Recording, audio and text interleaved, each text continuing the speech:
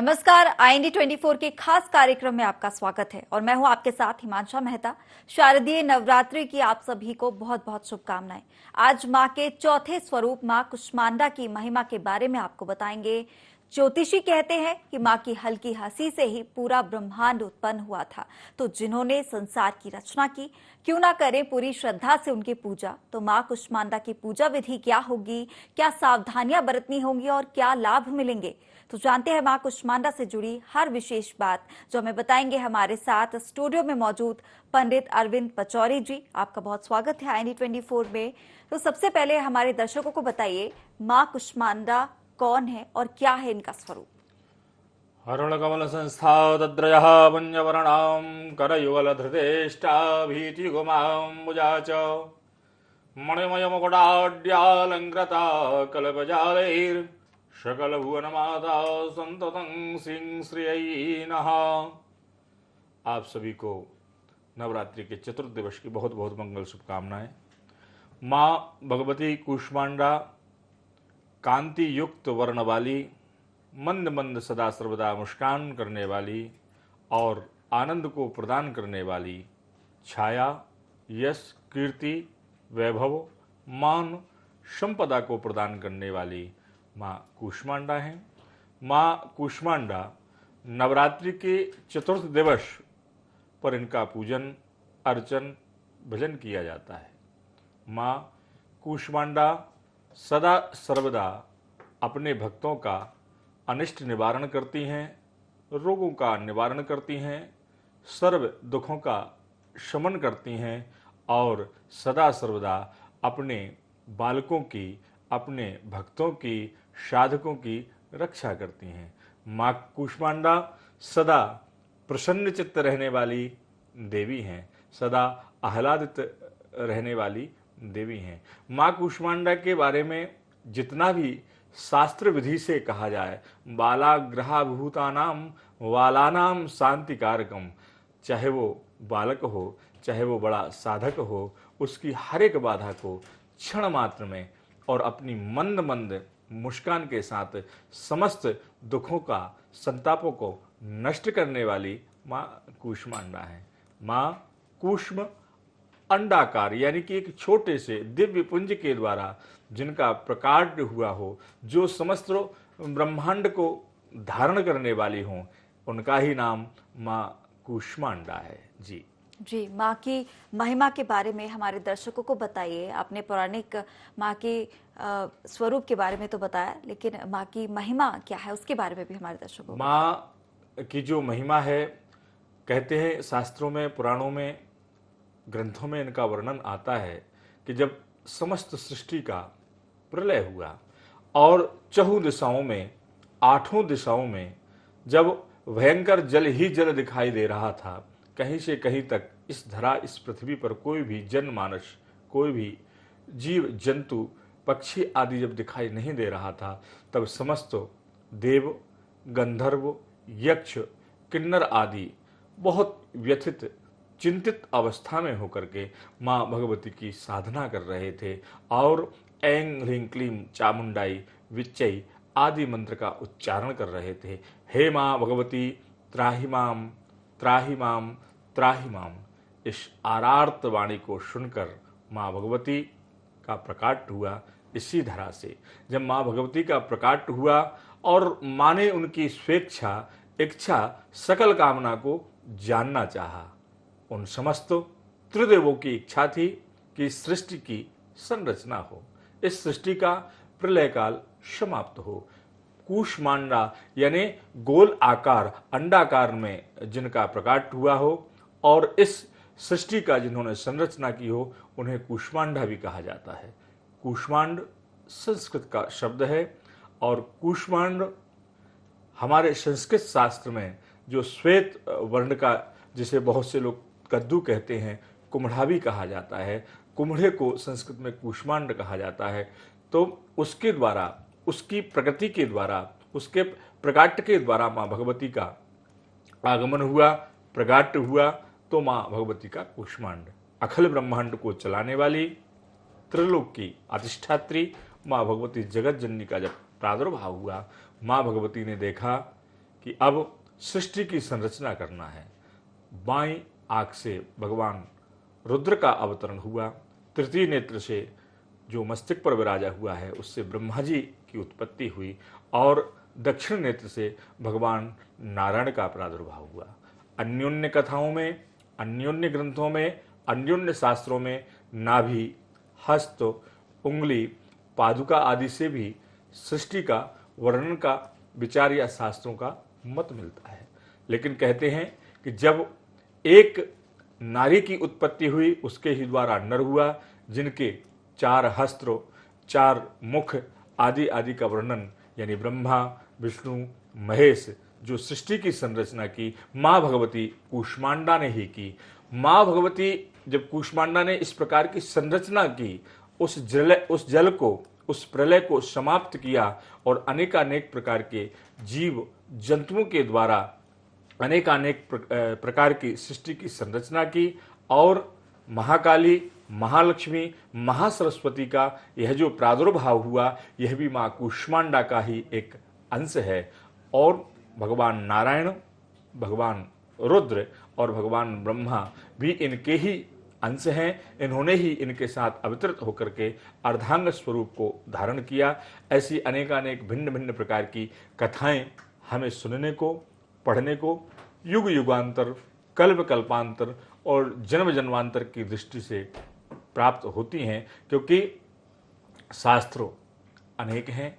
भगवान या भगवती की जितनी भी गाथा को कहा जाए, लिखत यदि गृहीत्वा शारदा सर्वकालम, तदपि तब एक बार नहीं, एक सरस्वती नहीं, अनेकों सरस्वतियां अगर इनकी गाथाओं का, इनकी कथाओं का, इनकी महिमा का वर्णन करना चाहें तो एक नहीं अनेक सरस्वती, एक याम नहीं, एक घंटा नहीं, एक दिवस नहीं, एक वर्ष नहीं, 1000 वर्ष नहीं, कोटि कोटि वर्षों तक अगर इनकी महिमा का वर्णन करना चाहें, व्याख्यान करना चाहें, तब भी संभव नहीं है। लेकिन हर जातक को इनकी शरण में रह करके अपनी माँ जो जगत जननी है उसकी साधना करते रहना चाहिए और उनके चरणों में सदा सर्वदा लगे रहना चाहिए।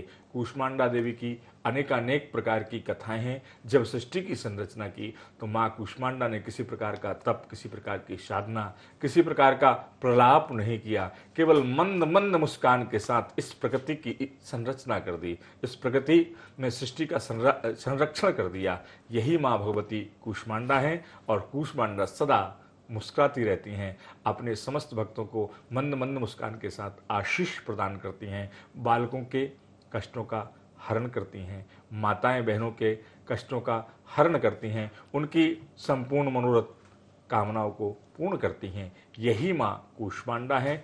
इनके बारे में जितना वर्णन किया जाए शास्त्रगत दृष्टि से उतना ही कम है।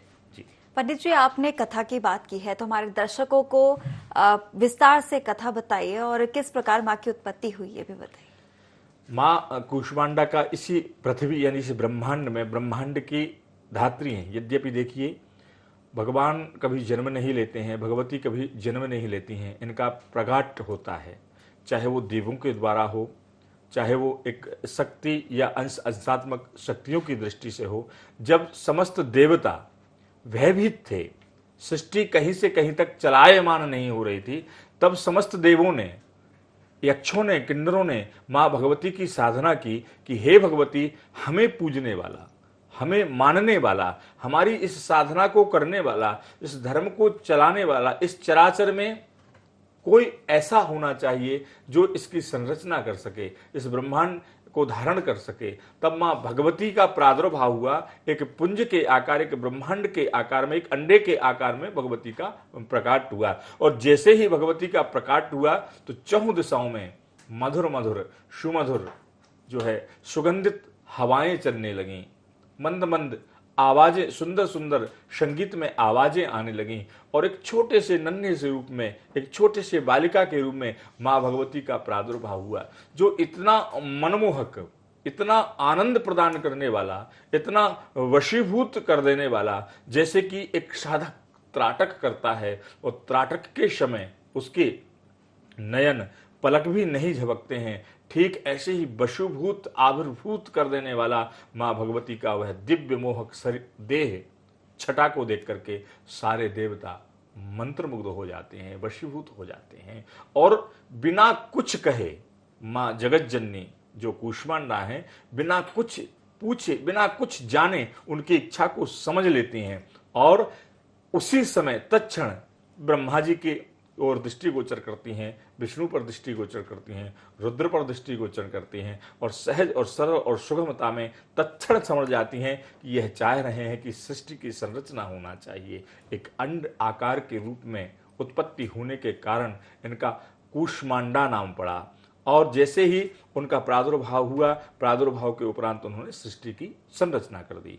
जैसे कि पूर्व में बताया कि इनके दोनों नेत्रों से भगवान नर और नारायण की उत्पत्ति हुई, तृतीय नेत्र से महालक्ष्मी की उत्पत्ति हुई, दूसरा अन्योन्य नेत्रों से जो महाकाली, महालक्ष्मी, महासरस्वती जो नाम है उनका हुआ। जब देवताओं ने देखा सहज सरल सुगमता में छोटी सी कन्या के रूप में, दिव्य रूप में, अलौकिक छटा में है, यह तो बहुत ही सुकुमारी है, फिर भगवती ने अपना दिव्य रूप धारण कर लिया। अष्टभुजाएं यानी 8 दिशाओं में समग्र फैली हुई अष्टभुजाएं, अनेकानेक प्रकार के भिन्न भिन्न प्रकार के जो है अस्त्र, शस्त्र, पाश, पाण आदि को धारण करने वाली 10 दिशाओं में, 8 दिशाओं में फैले जाते हैं। मस्तिष्क का मुकुट ऊपर की दिशा में यानी कि ऊपर के लोक में चला जाता है और अधा भाग यानी कि उनके चरण पाताल लोक में चले जाते हैं। अतल, वितल, सुतल, तलातल, रसातल, पाताल लोकानाम उपरि भागे भरलोक, भरलोक, स्वरलोक, महरलोक, जनोलोक, तपोलोक, सत्यलोकाग्य नाम इन 7 लोक नीचे, 7 के ऊपर यानी कि 14 भवनों में भगवती की कांति ही कांति, आनंद ही आनंद, छाया ही छाया और एक मातृत्व सुख की अनुभूति यही दिखाई देती है। समस्त देवता प्रसन्न चित्त हो जाते हैं। तब से ही भगवती का कूष्मांडा नाम पड़ा और भगवती की साधना आज चतुर्थ दिवस में अनेकानेक प्रकार के भिन्न भिन्न प्रकार के साधक करने लगे। कहने का तात्पर्य कि जो भगवती कूष्मांडा है वह बहुत सहज, सरल, सुगमता, भाव की प्रधानता में प्रसन्न चित्त होने वाली हैं और छल, छद्म, कपट, राग, द्वेष से भगवती कभी प्रसन्न नहीं होती। इसलिए जो भी जातक सहजता से, सरलता से, लघुता से एक अबोध सा बालक बनकर के जो प्रार्थना करेगा, भगवती उसकी समस्त मनोकामनाओं को पूर्ण करेंगी। जी पंडित जी, शारदीय नवरात्रि के दिन चल रहे हैं। माँ कूष्मांडा का विशेष दिन नवरात्रि का 4था दिन होता है, तो माँ की पूजा किस तरह करे, क्या विधि है पूजन की, ये बताइए। हिमांशु जी, बहुत सुंदर कथा या ये प्रसंग है कि पूजन भगवती की कैसे करना चाहिए। जब आप भगवती का पूजन करें तो आप भगवती से एक आपका रिश्ता होना चाहिए। यद्यपि यह 14 भुवनों की दात्री है, 14 भुवनों का संरक्षण संचालन करने वाली है, इस सृष्टि का संरक्षण संचालन करने वाली है, लेकिन हमारा कहीं ना कहीं किसी प्रकार का भगवती के समक्ष एक रिश्ता होना चाहिए। भक्त या भगवान का, पुत्र या माता का, आप कोई भी रिश्ता जब आप बना करके भगवती से चलेंगे, पर प्रधानता होना चाहिए। वास्तुत्व प्रेम और वास्तुत्व सम्मान, एक भाव की प्रधानता बड़ी ही मुख्य इसमें होती है। जब आप साधना करते हैं, जब आप पूजन करते हैं, तो आपको ज्ञात रखना है कि मैं मेरी माँ के समक्ष बैठा हुआ हूँ और जिस प्रकार माँ से किसी प्रकार की कोई वाणी, किसी प्रकार का कोई क्षोभ, किसी प्रकार का कोई कष्ट नहीं छिपाया जाता, वह समझ जाती है। एक छोटे से बालक, एक छोटा सा बालक, नन्हा सा बालक जब जन्म लेता है और रुदन करता है तो उसकी माँ को एहसास हो जाता है। यदि वो भूख में रहता है, बालक माँ से कितनी ही दूर हो, लेकिन माँ समझ जाती है कि इसे दुग्ध पान कराना है। अगर बालक रो रहा है तो माता को पता चल जाता है कि इसे क्या कष्ट है। ठीक इसी प्रकार माता भी सहज और सरलता और सुगमता से समझ जाती हैं, पर उसी बालक की भांति अबोध बन करके, बिल्कुल एक छोटा सा बालक बन करके, में किसी प्रकार का ज्ञान नहीं है। तो भगवती का पूजन कैसे करें, उन्हें प्रसन्न कैसे करें। प्रथम बात यहाँ पर यह आती है कि आपके अंदर मोह, मत्सर नहीं होना चाहिए, अभिमान नहीं होना चाहिए, मद नहीं होना चाहिए, सहजता और सरलता होना चाहिए। भगवती आप पर यथा शीघ्र प्रसन्न होगी। विचारों की शुद्धि होना चाहिए, मन की शुद्धि होना चाहिए। विचारों की शुद्धि से तात्पर्य भगवती के चरणों के अलावा आपका कहीं यत्र तत्र इधर उधर दिमाग नहीं भटकना चाहिए। भगवती के चरणों में प्रीति रहना चाहिए। भगवती आपके सम्मुख विराजी हुई है। दूसरा, वाणी की मधुरता, वाणी की पवित्रता। कटु वचनों का प्रयोग ना करें, कठोर वचनों का प्रयोग ना करें। शुद्ध साफ वस्त्रों को धारण करें, अच्छे स्वच्छ धुले हुए वस्त्रों को आप धारण करें। आसन की शुद्धता यानी शुद्ध पवित्रता के साथ आपको मोह, मत्सर, निद्रा आदि ना सताए, इसलिए आप थोड़ा सा सूक्ष्म सहज कम से कम फलाहार करें या भोजन करें या दुग्धपान करें, जो भी आप उस समय अपनी स्वेच्छा इच्छा के अनुसार ले सकते हैं, पर आपके साधना में किसी प्रकार का विघ्न ना आए। कोई अगर आपसे कुछ वचन बोलता है, कुछ कहता है, तो आपकी वाणी में माधुर्यता होना चाहिए। वह बार बार भी आपको करता है, तब भी आपकी अनेकों बार आपकी माधुर्यता, आपकी सुंदरता आपके शब्दों में होना चाहिए। आपके शब्द सुनकर के जो व्यक्ति प्रसन्न चित्त हो जाए, यानी आप समझिए माँ की कृपा, माँ का दुलार, माँ का प्रेम, माँ का आशीर्वाद आप पर बना हुआ है और माँ आपसे प्रसन्न है। तो सहज और सरल और सुगमता के भाव से मोहि कपट छल छिद्र न भावा, माता को छल छिद्र यह सब पसंद नहीं है, सत्यता प्रदान है। सत्यम ब्रूयात प्रियम ब्रूयात न ब्रूयात सत्यम प्रियम।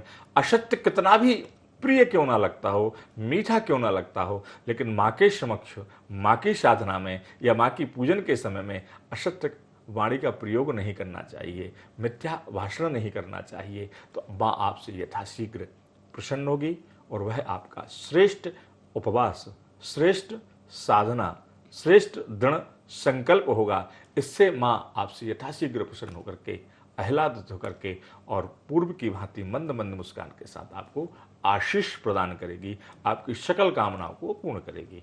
दूसरा, माँ की छवि आपके समक्ष है। आप ध्यान करिए कि माँ का आगमन हमारे हृदय उर में हो रहा है, हमारे घर आंगन में हो रहा है, हमारे भवन में हो रहा है। माँ विराजी हुई हैं। आप जल अर्पण करिए, स्नान के निमित्त जल अर्पण करिए। आप पाद्यार्चन करिए माँ का। घृत, दुग्ध, दही, शहद, शक्कर, अनेक प्रकार के जो द्रव्य होते हैं, उन द्रव्यों से माँ को स्नान कराइए। शुद्ध वस्त्र, स्वच्छ वस्त्र माँ को आच्छादित करिए, गंध का लेपन करिए। अगर आप मंत्र जानते हैं तो मंत्रों का प्रयोग करिए, अगर मंत्र नहीं जानते हैं तो गंधम समर्पयामि कूष्मांडायै नमः, जलम समर्पयामि कूष्मांडायै नमः, अक्षतान समर्पयामि कूष्मांडायै नमः। अगर नहीं भी बोल सकते, नहीं भी जानते हैं, तब भी आप भगवती के समक्ष अक्षतान समर्पयामि या जो भी आप सहजता से बोल सकते हैं कि दुर्गायै नमः, गंधम समर्पयामि, जलम समर्पयामि, पुष्पम समर्पयामि, और सुंदर सुंदर धूप, दीप आदि से भगवती की आराधना करिए। नैवेद्य लगाइए, फल जो भी प्रसादी है वह भगवती को लगाइए। घर में जितने भी सदस्य हैं सभी को एकत्रित करिए, इष्ट मित्र हैं उन्हें एकत्रित करिए। दूसरी बात, भगवती को जो भोग लगाया जाएगा वह भोग स्वयं न पा करके अनेकानेक जनों को खिलाइए या ब्राह्मण को, विप्र को दे दीजिए। वह प्रसाद किसी मंदिर में दे दीजिए, जिनको आवश्यकता है उनको दे दीजिए। माता आपसे यथाशीघ्र प्रसन्न होंगी और सदा भगवती के चरणों में आपकी प्रीति लगी रहना चाहिए। इससे भगवती की कृपा आपको प्राप्त होगी। जी पंडित जी, अभी आपने बताया माँ को प्रसन्न किस तरह करे, क्या कुछ करे। मैं दर्शक हमारे जानना चाहते हैं कि किस तरह से पूजा विधि जो होती है, किस तरह से किस वक्त उठें, किस वक्त पूजा करें, क्या क्या पूजा में जो सामग्री है उसका प्रयोग किया जाता है, ये भी हमारे दर्शक जानना चाहेंगे। देखिए, जब आप भगवती की साधना करेंगे तो भगवती की साधना में अगर आप प्रातः काल ब्रह्म मुहूर्त में उठ सकते हैं तो आप ब्रह्म मुहूर्त में उठ सकते हैं, तो श्रेष्ठ और उत्तम बात है। चूँकि भगवती का जो पर्व है, भगवती का जो नवरात्रि का जो पर्व है, नवरात्रि का जो दिवस है वह चौथा दिवस है। जैसे कि पूर्व से ही आप दिव्य अनुष्ठान को कर रहे होंगे। आपने प्रथम दिवस माँ शैलपुत्री की पूजा की, द्वितीय दिवस ब्रह्मचारिणी की आपने जो है पूजन किया, और आज के दिवस चतुर्थ के दिवस आप माँ कूष्मांडा का पूजन कर रहे हैं। तो दुर्गा देवी के लिए आपने जो घट की स्थापना की है, अगर अखंड दीपक आपका प्रज्वलित है तो अखंड दीपक भली भांति आप उसकी देखभाल करना चाहिए, रक्षा करना चाहिए। ज्वारे घट स्थापना आदि की है तो निरंतर जल कितना देना है, जल दिया या दुग्ध वगैरह आपने डाला है या नहीं डाला, सिंचन किया है या नहीं किया, वह आच्छादित या निकल रहे हैं कि नहीं, यह सब हमें उस चीज़ पर ध्यान देना चाहिए। और माँ भगवती के लिए दिव्य आसन नियम के अनुसार, संकल्प के अनुसार आप कर रहे हैं या नहीं कर रहे हैं। यदि चेत आप ब्रह्म मुहूर्त में नहीं उठ सकते हैं, तो प्रातः काल सूर्य उदय के पूर्व उठिए। सूर्य उदय के पूर्व भी अगर किसी कारणवश स्वास्थ्य से अगर आप परेशान हैं तो जब भी आप अपनी दक्षता, शरीर की सहजता के साथ आप उठते हैं, आइए स्नान करिए, शुद्ध पवित्र विचारों के साथ भगवती के चरणों में प्रीति लगाए रखिए और जहाँ आपकी भगवती विराजी हुई हैं, जहाँ प्रतिबिंब है, वहाँ पर जाकर के बैठ जाइए। अगर आप मंत्रों को जानते हैं, कोई ब्राह्मण आचार्य आपके समक्ष पाठ कर रहा है, पूजन कर रहा है, तो आप उनके द्वारा पूजन कराइए, नहीं तो आप भगवती के समक्ष बैठ जाइए। ओम दुम दुर्गायै नमः, ओम दुम दुर्गायै नमः, या ओम कूष्मांडायै नमः, ओम कूष्मांडायै नमः आदि आदि मंत्रों का उच्चारण करिए। अगर यह भी नहीं कर सकते हैं तो आप नवारण मंत्र को अगर जानते हैं तो नवारण मंत्र का उच्चारण करिए। कुछ नहीं जानते हैं तो जय माता दी, जय माता दी, माता दी के चरणों में मैं पुष्प अर्पित कर रहा हूँ, माता जी के चरणों में मैं जल अर्पित कर रहा हूँ। हे माता, हे जगत जननी, हे त्रिलोक की अधिष्ठात्री, आप इस पुष्प को, आप इस जल को, आप इस नैवेद्य को, आप इस दीप को स्वीकार करिए। मैं आपका ही बालक हूँ। कहने का तात्पर्य कि आपके भावों की पवित्रता, पूजन विधान यह नहीं कहता है कि आपके समक्ष अनेकानेक प्रकार के भिन्न भिन्न प्रकार के व्यंजन रखे हों, अनेकानेक प्रकार की औषधियाँ रखी हों, द्रव्य पदार्थ रखे हों। भाव की प्रधानता है। जिसके अंतःकरण में अगर भाव नहीं है तो उनके लिए वह सामग्री कोई औचित्य नहीं है, उसका कोई औचित्य ही नहीं, क्योंकि भगवती उसे स्वीकार नहीं करेगी। जैसे कि महाभारत पर्व में आता है, दुर्योधन के मेवा त्यागे शाग विदुर घर पाया श्रीमन नारायण नारायण नारायण। दुर्योधन के 56 प्रकार के व्यंजन भगवान कृष्ण ने परित्याग कर दिए थे और विदुर के यहाँ शाग, सबरी के यहाँ बेर। ये प्रमाण है कि भावों की प्रधानता, जो भरा नहीं है भावों से, जिसके अंदर भाव नहीं है, भगवती कभी प्रसन्न नहीं होगी। इसलिए प्रसन्नता आपके भाव की शुद्धि, आपके भाव की पवित्रता की यहाँ पर प्रधानता है, ना कि आपकी सामग्री। यदि चेत दक्ष हैं, सक्षम हैं, तो किसी विज्ञ आचार्य, विज्ञ मनीषी को बुला करके, वेदाचार्य को बुला करके भगवती की साधना करिए, दिव्य अभिषेक करिए, पाठ कराइए दुर्गा सप्तशती का, जिसमें 700 श्लोक हैं। श्रावरण सूर्य तनयो यो मनु कथ्यतेष्टमः निशामय तदुत्पत्तिम विस्तराद गतो ममो। इस पर यहाँ से प्रारंभ होता है। प्रथम अध्याय है। माँ भगवती के 3 चरित्र हैं, महाकाली, महालक्ष्मी, महासरस्वती। इन रूपों का वर्णन है और अनेकानेक प्रकार की इनमें गाथाएं हैं, अनेकानेक प्रकार के महात्म भगवती के दिए हुए हैं। तो जब भगवती की आप साधना करेंगे तो भावों की प्रधानता के साथ आप साधना करेंगे, अबोध बालक बनकर के साधना करेंगे। मद अहंकार आपके अंतःकरण में नहीं होना चाहिए। दूसरा, आपके विचार शुद्धि, किसी के प्रति राग द्वेष नहीं होना चाहिए। और हमारे संसार सागर में, जगत में जितनी भी माताएं हैं, जितनी भी देवियां हैं, जितनी भी लड़कियां हैं, उनका सम्मान होना चाहिए, उन कन्याओं का सम्मान होना चाहिए। अगर यदि चेत नहीं करते हैं तो करना प्रारंभ करिए। आपको केवल आज चतुर्थ दिवस या इन 9 दिवसों में पूजन करने की आवश्यकता नहीं। अगर आप उनका सम्मान करेंगे तो मानिए कि आप पर सदा सर्वदा माँ भगवती कूष्मांडा की कृपा बहती रहेगी, वरसती रहेगी, आच्छादित रहेगी। आपके चेहरे पर वह कांति, वह मंद मंद मुस्कान माँ भगवती की सदा सर्वदा विखेरती रहेंगी। आपके घर में, आपके परिवार में सदा सर्वदा मंगल ही मंगल होगा, सुमंगल होगा, उत्तम ही नहीं अति उत्तम होगा।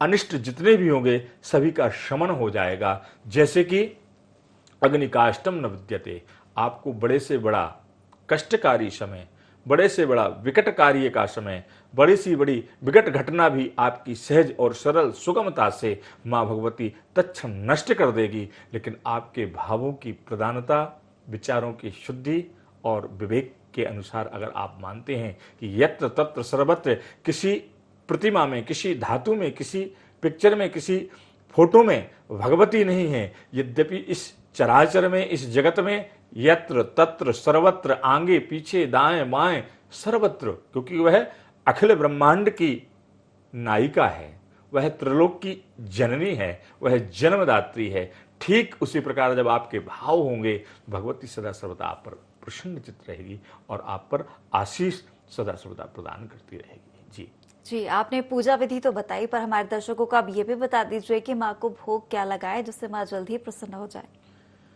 यह बहुत ही उत्तम और श्रेष्ठ है। माँ भगवती को क्या चढ़ाना चाहिए, क्या भोग प्रिय है, इन नव दिवसों में पृथक पृथक 9 दिनों का भोग है भगवती का।